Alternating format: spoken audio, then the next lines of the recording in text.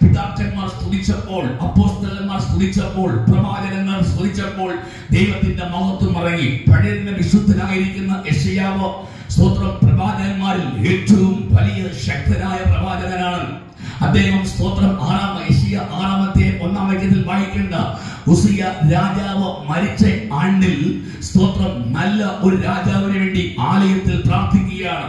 പ്രാർത്ഥിക്കുമ്പോൾ താൻ ഒരു വലിയ വിഷൻ കണ്ടു, ഒരു ദർശനം കണ്ടു. സ്തോത്രം ആലയത്തിന്റെ മുകളിൽ കർത്താവായ ദൈവം, പിതാവായ ദൈവം ഇറങ്ങി വരികയാണ്. തന്റെ വസ്ത്രത്തൊങ്ങലുകൾ ആലയത്തിൽ നിറച്ചിരുന്നു. സ്തോത്രം.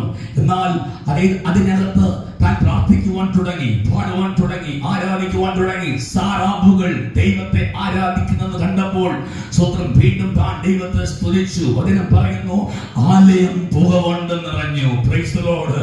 അപ്പോൾ പറഞ്ഞു, കർത്താവേ, സൈന്യങ്ങളുടെ യഹോവേ, നിന്നെ എനിക്ക് കാണുവാൻ പറ്റിയല്ലോ, ഞാൻ നശിച്ചു എന്ന് പറഞ്ഞു തന്റെ പാപങ്ങളെ ഏറ്റുപറഞ്ഞ് ഉപേക്ഷിക്കുമ്പോൾ യാഗപീഠത്തിലെ ഒരു സ്തോത്രം അഗ്നി കട്ട തന്റെ നാവിൽ ഒരു ദൂതൻ കൊണ്ടുവച്ചു. Praise the Lord. അഗ്നി ജ്വാലയുള്ള ഒരു പ്രവാചകനായി മാറി. ഇനി നമ്മുടെ വിഷയത്തിലേക്ക് നമുക്ക് കടക്കാം. സ്തോത്രം. അതായത് പഴയ നിയമത്തിൽ